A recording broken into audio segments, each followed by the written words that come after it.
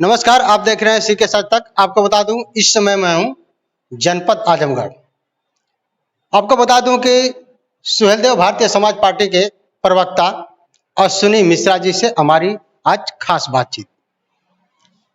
आपको बता दूं कि मिश्रा जी जो है सुहेलदेव पार्टी समाज में बहुत कर्मठ और जुझारू नेता पहले से भी है। और इस समय एक इटावा जिला में एक मामला आया था ब्राह्मण और यादव समाज से। उस घटना को लेकर थोड़ा सा बात करेंगे। सबसे पहले तो सी के सच तक चैनल में आपका स्वागत है। बहुत बहुत धन्यवाद आपको। आपसे मैं यही जानना चाहूंगा कि जो इटावा जिला में ब्राह्मण और यादव समाज में मामला जो उठा था, क्या उसमें ये भी आया था कि केवल ब्राह्मण ही कथा को मतलब कह सुन सकते हैं, कोई और नहीं कह सकते? देखिए, सबसे पहले तो इटावा की घटना पे जो है हम खेद भी प्रकट करते हैं और दुख भी प्रकट करते हैं कि इस प्रकार की घटना जो है प्रदेश के अंदर किसी भी जिले में ना हो। और जो हुआ वो दुर्भाग्यपूर्ण हुआ। और रहा सवाल कि ब्राह्मण ही कथा कह सकता है, तो ठीक है, वो मनुस्मृति के हिसाब से था, लेकिन अब देश संविधान के हिसाब से चलता है।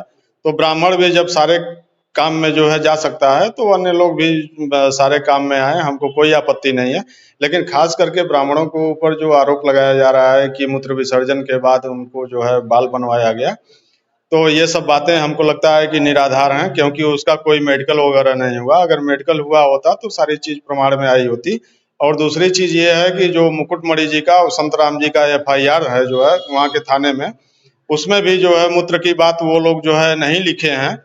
और उसमें जो है 4 धाराएं लगी हैं, जिसमें कि जो है वहाँ पे मूत्र वाली बात नहीं है। तो वहाँ पे हुआ कुछ और, लेकिन उसको जो है दिखाया गया कुछ और, जो है प्लांट हुआ है। लेकिन फिर भी जो है हम दोनों पक्ष से यही अपील करना चाहते हैं कि आप लोग आपस में भाईचारा बनाए रखें और शांति के ढंग से रहिए, और प्रदेश के अंदर अमन चैन हो और देश का जो है विकास और उत्थान हो। आपस में जातियों में बट करके न तो जो है प्रदेश का भला होगा, न देश का भला होगा, और न तो आपका ही भला होगा। एक सवाल और मेरा है कि जो आज माननीय अखिलेश यादव जी का नया घर बना है आजमगढ़ में, जो आज गृह प्रवेश है, क्या आपको ये लगता है कि चुनाव मुद्दा, ये नया घर बन रहा है चुनाव को लेकर के, कि जैसे आजमगढ़ में हमारा दबदबा बना रहेगा, ऐसा है कि क्या है? नहीं नहीं, चुनाव को लेकर के ये नहीं है। जिस समय नेताजी यहाँ पे चुनाव लड़े थे, आदरणीय श्री स्वर्गीय मुलायम सिंह यादव जी, तो उस समय वो कहते थे कि जो है एक घर हमारा इटावा में है और एक घर हमारा आजमगढ़ में है। अगर इटावा में हमारा शरीर है तो आजमगढ़ जो है हमारी धड़कन है। तो आजमगढ़ को जो है वो अपनी धड़कन बताए थे कि धड़कन का मतलब ये है कि यहाँ के लोगों से उनका जो है बहुत पुराना लगाव है, बहुत पुराना संबंध है, उनके फैमिली से भी है। तो मुलायम सिंह जी हमेशा आजमगढ़ के ऊपर जो है बहुत ध्यान देते थे। जो चीज इटावा में जो है होता था, उससे कम आजमगढ़ में जो है वो नहीं चाहते थे। आजमगढ़ को भी वो समय समय पे जब मुख्यमंत्री थे तो ध्यान दिए थे। तो उसी कड़ी में जो है अखिलेश यादव जी अपना एक यहाँ पे जो है बना रहे हैं, तो उसके लिए उनको भाई बहुत बहुत धन्यवाद हम लोगों की तरफ से। तो आपको भी वहां जाना है?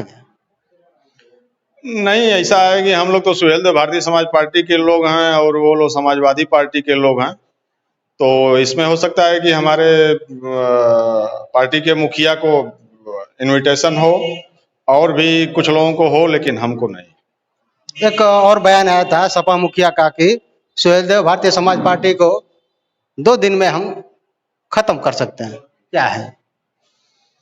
नहीं, देखिए, कोई किसी को खत्म नहीं कर सकता है, कोई भी किसी को भी नहीं खत्म कर सकता है। ये तो कहीं न कहीं जो है राजनीति से प्रेरित बातें हैं। और आदमी को खत्म जब तक ऊपर वाला नहीं करेगा, नीचे वाला कुछ नहीं कर पाएगा। वो जो ईश्वरीय शक्ति है वही जो चाहेगी वही होगा। तो यहाँ पे बयान चूंकि ये लोग दिए थे कि 2 दिन में खत्म कर देंगे, 2 दिन में आप क्या खत्म करेंगे? जो है कोई हलवा पूड़ी थोड़ा ना है कि 2 दिन में आप खा जाएंगे और उसको फिर निकाल देंगे, ऐसा कुछ नहीं है। वो किसी बात पे अपना बयान दे दिए होंगे, लेकिन कोई किसी को खत्म नहीं कर सकता है। एक और जो सुहेलदेव भारतीय समाज का पार्टी का सन 2027 का चुनाव कैसा रहेगा? 2027 का चुनाव जो है हमारे हिसाब से तो बहुत टफ होगा। लड़ाई तो होगी, लड़ाई सत्ता पक्ष और विपक्ष दोनों में होगी, क्योंकि 10 साल से देखा जाए तो जो है भारतीय जनता पार्टी शासन में है उत्तर प्रदेश के अंदर में, और इस बार 2027 में दोनों तरफ से मुकाबला कड़ा होगा। ये कोई कहे कि नहीं हम जो है एक तरफा हम जीत रहे हैं, तो हमको तो नहीं दिखाई दे रहा है। जो भी होगा लड़ाई जो है टफ है, और उसमें जो है हमको लगता है कि पीडीए यहाँ पे जो है एनडीए की बढ़त होगी। दूसरा मेरा सवाल है कि जो मऊ में उपचुनाव होने की संभावना है, क्या लग रहा है कि सुहेलदेव भारतीय समाज पार्टी का कोई मतलब प्रत्याशी उतरेगा कि भाजपा का? देखिए अभी तो मामला न्यायालय में है, अभी 5 तारीख को उस पर जो है फैसला आना है, तो 5 के बाद ही कोई चीज स्पष्ट हो पाएगी। अगर सारे लोग अब संभावनाओं पे बात कर रहे हैं, तो हम भी संभावना के ऊपर ही बात कर रहे हैं कि अगर वहां पे चुनाव की स्थिति बनती है तो वो सीट जो है सुहेलदेव भारतीय समाज पार्टी के खाते में थी।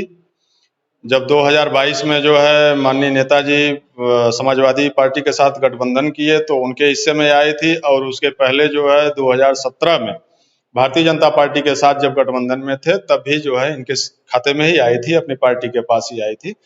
तो इस बार भी जो है हमको लगता है कि एनडीए जो है सुहेलदेव भारतीय समाज पार्टी को वो सीट देगा, और फिर पार्टी जो है अपना जिसको चाहेगी उसको प्रत्याशी बना के लड़ाएगी, और कार्यकर्ता जो है पूरे चुनाव में जो है चलने का काम करेंगे। आप हमारे चैनल में समय दिए इसके लिए आपका बहुत बहुत धन्यवाद। बहुत बहुत धन्यवाद आपको। आपको बता दूं, सुहेलदेव भारतीय समाज पार्टी के प्रवक्ता अश्विनी मिश्रा जी से हमारी खास बातचीत आप लोगों ने देखा। आप लोगों की क्या राय है कमेंट बॉक्स में जरूर बताएं। Reporting bye CK Bhardwaj, Uttar Pradesh.